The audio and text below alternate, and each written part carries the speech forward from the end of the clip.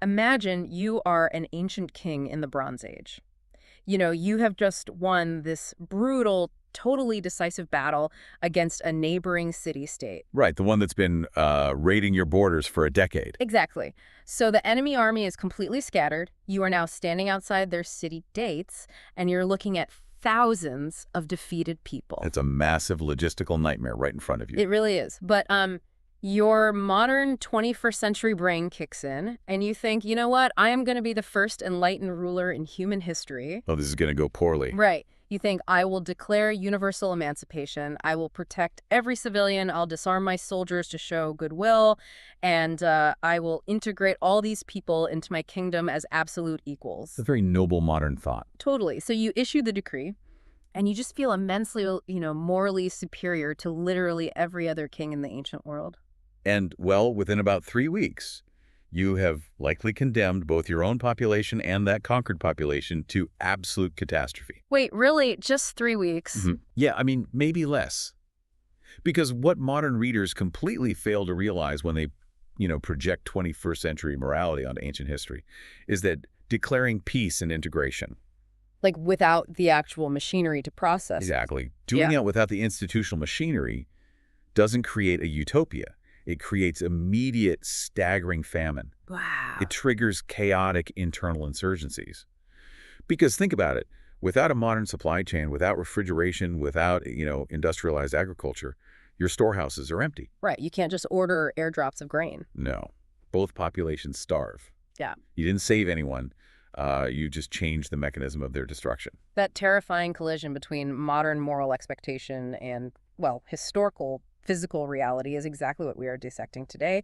Welcome to today's deep dive. I am very excited for this one. Me too, because we are looking at this incredibly fascinating July 2026 essay by Zachary David Enfield, which is titled The Personable Government of God. It's such a dense, brilliant piece of writing. It really is. And our mission today is to unpack it. Because, if you've ever read ancient history or ancient biblical texts and thought, like, if I were in charge, I would have just ended slavery and war immediately. Right, the classic armchair time traveler perspective. Exactly. Today's deep dive explores why that seemingly obvious moral judgment might actually be this massive historical illusion. And, before we really get into the weeds, I think we need to set some ground rules for how we're approaching this. Oh, definitely.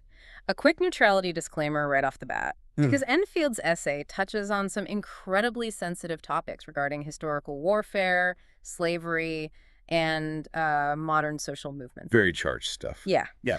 So as your guides on this deep dive, we want to remind you that our job is not to take sides or endorse the author's specific political viewpoints. Right. We're just here to impartially unpack the fascinating ideas and the mechanical arguments he's making in the text. Exactly. We're just the messengers of the source material. Yeah. So, okay, let's unpack this. We have to start with the source's most striking visual. The alien machine. Yes, the alien machine. Yeah. Because Enfield points out that the ancient world was not just, modern America wearing sandals. I love that phrasing. Right. They didn't have ankle monitors. They didn't have national police. They didn't have a modern welfare state. Like, as he points out, they didn't even have zippers. Zippers. I mean, it really puts it into perspective. It does. And yet we judge them as if they had all of our tools. So lay the intellectual foundation for us here.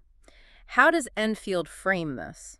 Well, the central diagnostic framework Enfield provides is essential if we want to stop reading history like children reading a fairy tale. Right. He argues that modern readers silently and unconsciously import the completed machinery of modern society into the ancient Near East. That invisible alien machine. Exactly. When a modern critic looks at an ancient text and demands to know why a ruler didn't simply integrate a defeated population, they are assuming the invisible presence of modern state infrastructure. Like refugee agencies to process asylum claims. Yes. They are assuming documentary citizenship, passports, birth certificates, centralized legal identities. Right. Constitutional courts to handle land disputes, hospitals to treat the wounded, and foster care systems to manage orphans, none of which existed. None of it. It almost sounds like we're getting bad at someone in the year 1000 BC for trying to run the latest smartphone software on a literal rock. The hardware just isn't there. That is a perfect analogy. The structural prerequisites are entirely absent, yet we expect them to possess the bureaucratic capacity to manage complex multi-ethnic integration seamlessly. Which is just, I mean, it's wild when you say it out loud. What's fascinating here is what Enfield calls aspiration without administration. Aspiration without administration. Okay, break that down. Basically, morality that demands non-existent institutions isn't government, it's just wishing. It's hallucination. Right. If you demand that an ancient agrarian society, which, barely produces enough caloric surplus to survive a bad winter. Like one bad harvest and everyone is in trouble. Exactly. If you demand they suddenly absorb 10,000 dependents, you aren't demanding mercy. You are demanding systemic collapse.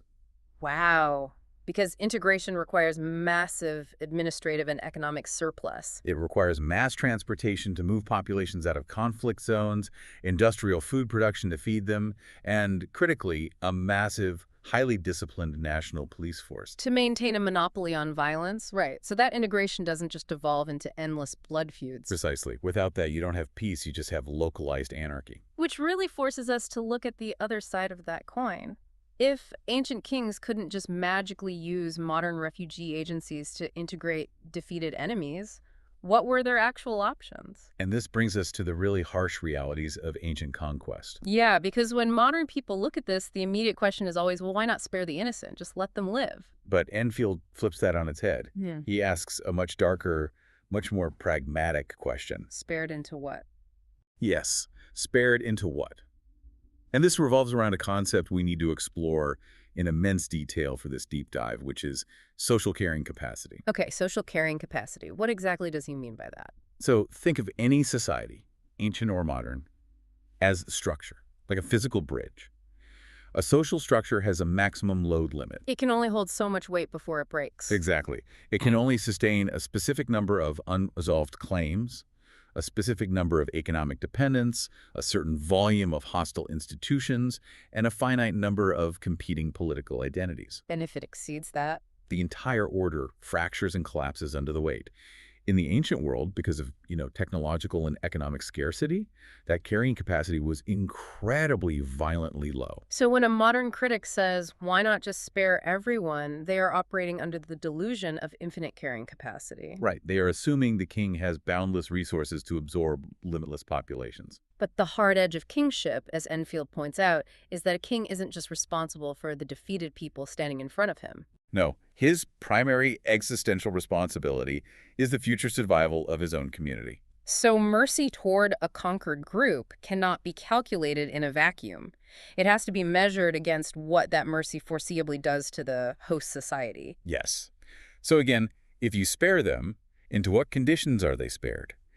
Enfield lists these really grim realities. Are they spared into immediate starvation because your agrarian base cannot support them? Right. Are they spared into permanent displacement, just wandering the desert as stateless refugees exposed to predatory raiders? Are they spared into slavery under a different, potentially more ruthless regional power? Or, and this is the one that really stuck with me, are they spared only to leave their military organization intact, meaning they will simply cross the border and slaughter your farmers the moment your army marches back home? That is the perpetual threat for ancient rulers. The author is really breaking down why preserving biological life is not automatically a complete act of mercy if it provides no sustainable social existence. Because merely keeping people alive without the systemic capacity to feed, protect, and integrate them often just relocates or prolongs their suffering. Exactly. It's the difference between ancient scarcity and modern economic surplus. Right. Modern states have vastly greater absorptive capacity. We have complex taxation, global supply chains, safety nets. We have the surplus to create actual alternatives. But wait, I have to push back on this slightly. I understand the economic argument, the lack of grain, the lack of police.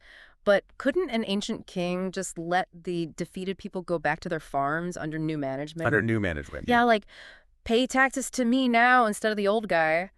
Why was the sheer presence of a defeated population viewed as such an existential threat that it exceeded ancient carrying capacity? It feels like it goes beyond just we don't have enough food. Well, it does. But it wasn't just paranoia. It was a deeply accurate assessment of how ancient identity functioned. Okay, how so? Your modern intuition to say just let them go back to their farms, that relies entirely on our post-Enlightenment framework of individualism. Right, the idea of the autonomous individual. You are viewing the defeated population as an aggregate of independent actors who just want to pay their taxes and be left alone. In modern liberal societies, we legally and conceptually separate the child from the political commitments of their parents. Yeah, like, if my father commits treason, we don't imprison me for it. We strictly separate civilians from combatants. Exactly. Your civic identity, your employment, your religious affiliation, they're all distinct. I have individuals standing before the law. My identity isn't strictly tethered to the political machinations of my extended family tree. But projecting that backward is a catastrophic analytical error. Ancient identity was intensely, profoundly corporate. Corporate meaning, like group base. Yes, the autonomous individual did not exist in the political calculus of the ancient Near East. You were a component of a household, a lineage, a clan, and a cult. So you belong to these corporate groups. Completely. Your corporate membership dictated your labor, your inheritance, your physical protection, and your social obligations. The political community wasn't an abstraction you paid taxes to. It was the extended network of kinship and shared worship. So when two nations went to war, it wasn't just a clash between professional, detached military classes. Right. It was a collision of corporate bodies. So wait, does this mean they thought every single child was secretly plotting rebellion? Like, that seems factually indefensible as a justification for harsh treatment. No, you're totally right, and Enfield agrees with you. The infant with a dagger is a cartoonish misunderstanding of the actual threat. Okay, then what was the actual Trojan horse concern if it wasn't infants plotting or the elderly holding swords? The threat is time, and the reality that a defeated political society didn't disappear when its army lost. It continued corporately through the surviving structures. Meaning the surviving family. Yes. It lives on in the shared memories, the language, the worship of the local deities, the marriage networks, and crucially, in the elders who preserve the oral histories of grievances. I see. So the children would eventually mature. Right. They mature into claimants to the land, they grow into soldiers, they grow into restorers of the former political order. The threat was the reconstitution of the defeated social body. Exactly. The social body of the defeated nation remains intact, incubating within the surviving population, just waiting for a moment of weakness in the conquering empire to reconstitute itself and exact revenge. That completely recontextualizes why integrating them was so dangerous and exceeded their carrying capacity. They couldn't just assimilate them as individuals because they weren't individuals in that sense. Right, they were a dormant corporate threat. Speaking of a society as a body, the author extends this corporate concept to discuss how movements inside a nation can threaten its survival. Yes, the body politic. But he includes a massive, crucial caveat about how we use language here, specifically regarding the cancer analogy. And we need to be incredibly precise here, because using biological or medical language to describe political opponents is, historically, how the worst atrocities in human history are justified. Which is exactly why Enfield is so meticulous in defining his terms. He argues that a nation relies on common systems to survive. Right, the rule of law, shared defense, reciprocal obligation. Because it is a functional body, he says it is possible for internal forces to develop that behave cancerously. They consume resources, they reject obligation, and they attack the very system that sustains them.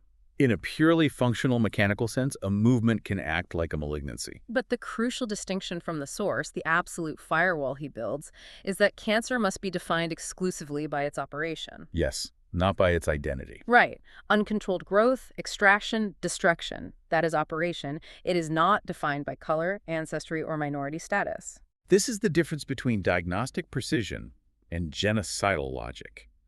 Exterminative logic flips this entirely. It defines the pathology through ancestry or origin. It labels a specific racial or ethnic group as a cancer simply for existing. And the moment you do that, labeling a group based on their ancestry, you convert their very existence into evidence of danger. You don't need them to actually do anything destructive. Their bloodline is deemed the pathology. Exactly. Exterminative logic bypasses behavior entirely. But Enfield's functional application demands that we look strictly at operation. So any movement, like white, black, indigenous, religious, secular, corporate, it only acts cancerously based on what it does. Right, like demanding unequal rules, assigning collective guilt by ancestry, or treating reconciliation as a threat. The movement isn't a disease because of the people in it. It acts cancerously because of its operational behavior. Which is why this matters so much to you, the listener, right now. In an era of intense, toxic political rhetoric, this is a masterclass in diagnostic precision. It really is. It teaches us to criticize destructive behaviors in our institutions without ever falling into the trap of attacking inherent identities.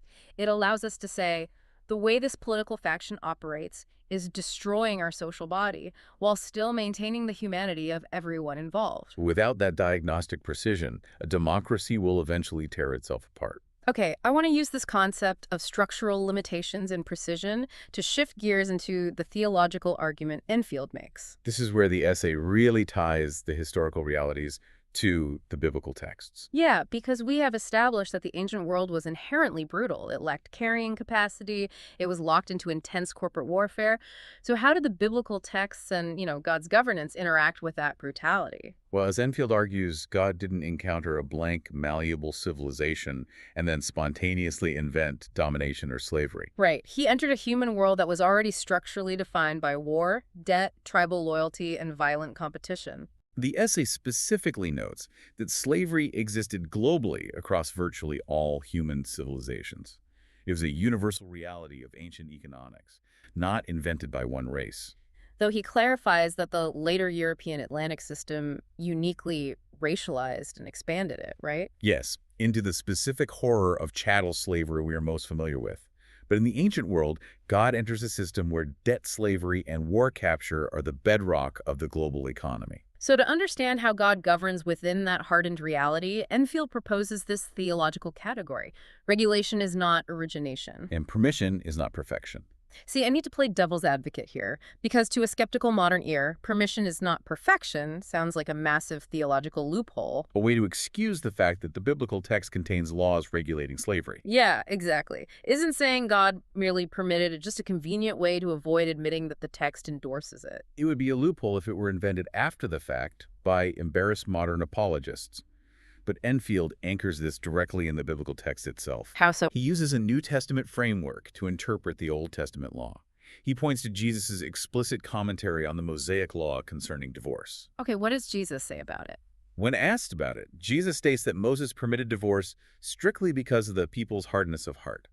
He explicitly denies that this permission represented the original or ultimate moral ideal. It was a concession to a broken, hardened social reality. Exactly. So the biblical text itself acknowledges that its own laws are not necessarily expressions of perfect morality, but are pragmatic regulations of a flawed human system. So regulation is not origination. Just because a text regulates an institution like debt servitude, it does not mean God originated it. Right, nor does it mean it's the final perfected goal for humanity. The Torah is establishing restraints within an incredibly hard world. God places boundaries within an existing system, rather than pretending the people have already reached moral perfection. Let's look at the specific illustrative content Enfield uses, because these examples are fascinating. Like protecting the foreign resident. Yes. The biblical law constantly commands Israel to protect the foreigner, which is explicitly tied to their own memory of being foreigners in Egypt. But what about the laws concerning captive women in war? That one is tough. It is tough, but it perfectly illustrates the concept of restraint. In the standard context of the ancient Near East, a woman captured in war was immediately classified as property and spoils. She was subject to immediate sexual use, enslaved, or sold. Horrific. But the biblical law interrupts that terrifying momentum. It requires a mandatory delay. The soldier cannot simply take her. It mandates a full month of mourning for her parents and her former life. Forcing the captor to recognize her profound grief and humanity. Yes, it requires her integration into a recognized household relationship. And crucially, it explicitly forbids the soldier from selling her or treating her as a slave if he later displeases her and ends the relationship. Now, obviously, to our 21st century sensibilities, this is still deeply horrifying. It completely lacks modern concepts of consent.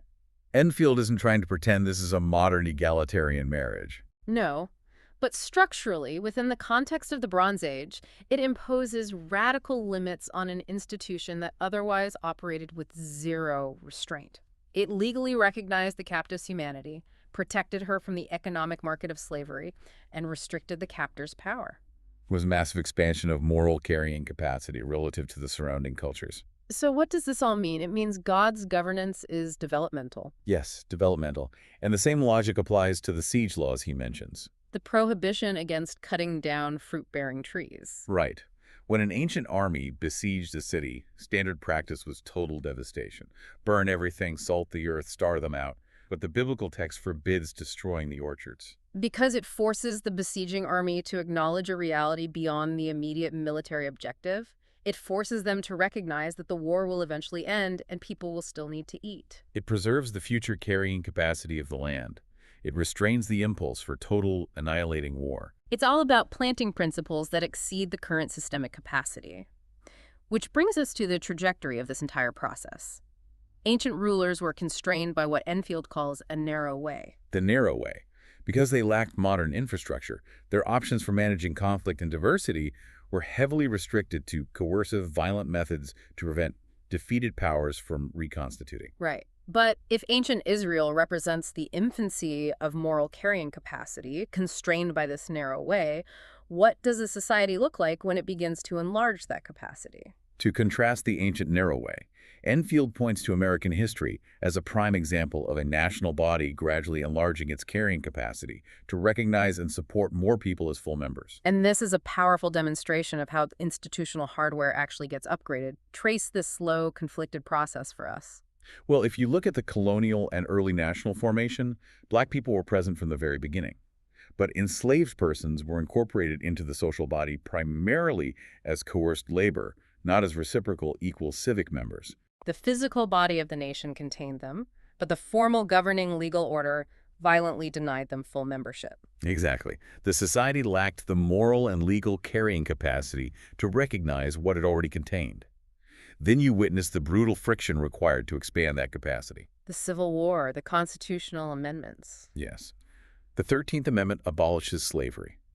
The 14th Amendment fundamentally rewrites the social contract by constitutionalizing birthright citizenship and equal protection. And the 15th Amendment formally prohibits racial exclusion from voting. But as Enfield astutely points out, these were abstract formal developments. They changed the blueprint, but they didn't instantly manufacture the lived reality on the ground. No, you had a solid century of severe obstruction. Segregation, poll taxes, violent barriers designed explicitly to restrict Black citizenship and prevent the new carrying capacity from functioning. Because changing the law is merely the first step. And here, I think it's vital to highlight a specific point Enfield makes. This expansion of capacity was not the result of a benevolent state deciding to generously hand out rights to passive recipients. Not at all. Black Americans were the major agents driving this structural transformation. Through abolitionist campaigns, resistance, military service, mass organizing. They stress-tested the legal carrying capacity of the United States until the restrictive hardware broke and had to be rebuilt. They forced the system to upgrade, until finally the Civil Rights Act of 1964 and the Voting Rights Act of 1965 actually supplied the robust enforcement mechanisms to overcome local obstruction. If we connect this to the bigger picture, this shows the immense practical difference between possessing an abstract declaration, like all men are created equal, and gradually constructing the actual law enforcement and public culture required to embody it. A body can contain people long before it formally recognizes them as reciprocal members. Exactly. And this grueling, slow development of moral capacity is exactly what the author means by the title of his essay,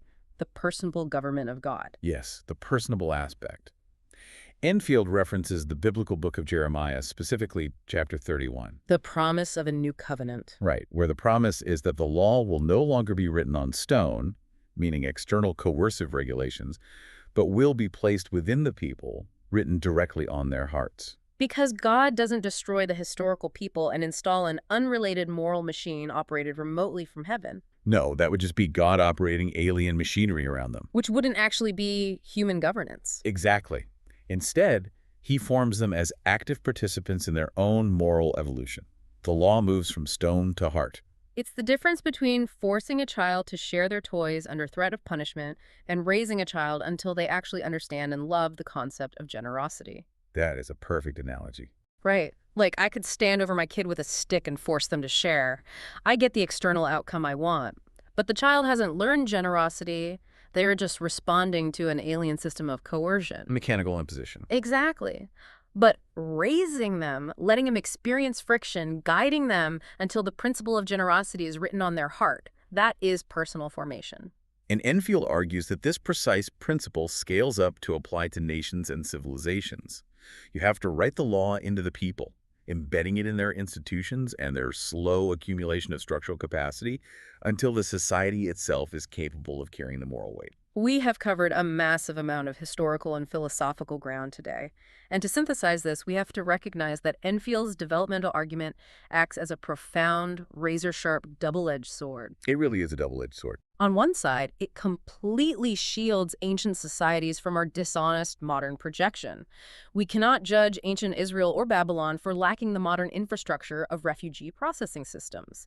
It is historical illiteracy to judge a society in its institutional infancy for lacking the capacities of its adulthood. But on the other side of that exact same blade, it entirely obliterates ancient necessity as an excuse for modern cruelty. Yes. Greater capacity creates greater responsibility. The narrow way of the ancient world is closed to us. Modern states do have constitutional courts, global industrialized food systems, international law, and diplomacy. We have the hardware. We have the hardware.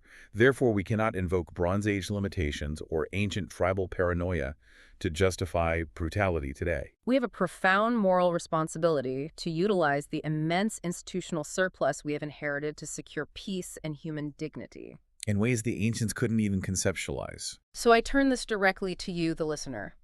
As you navigate the world, how often do you evaluate historical events, or even current events, without considering the institutional carrying capacity of the people involved? Are you demanding aspiration without administration? Are you assuming the invisible presence of an alien machine? Adopting this lens changes the mechanics of how you view every conflict, past and present. It forces a much deeper, more rigorous kind of structural critique. It really does. And I want to leave you with a final thought to mull over. We have spent this deep dive dissecting how moral carrying capacity has evolved so drastically from the ancient world to today. But human progress didn't just mysteriously halt right now. No, it's ongoing. So if moral carrying capacity has evolved so drastically from ancient times to today, what aspects of our modern society, things we currently accept as necessary or unavoidable, will humans 3,000 years from now look back on and view as utterly barbaric simply because they will possess institutional capacities we can't even dream of yet? That is the ultimate humbling realization of this entire framework. Compared to them, we are the ones living in the Bronze Age. Exactly. Yeah. Thank you so much for joining us on this incredibly rigorous journey. Keep digging into the past, keep questioning your structural assumptions, and keep deep diving. We'll see you next time.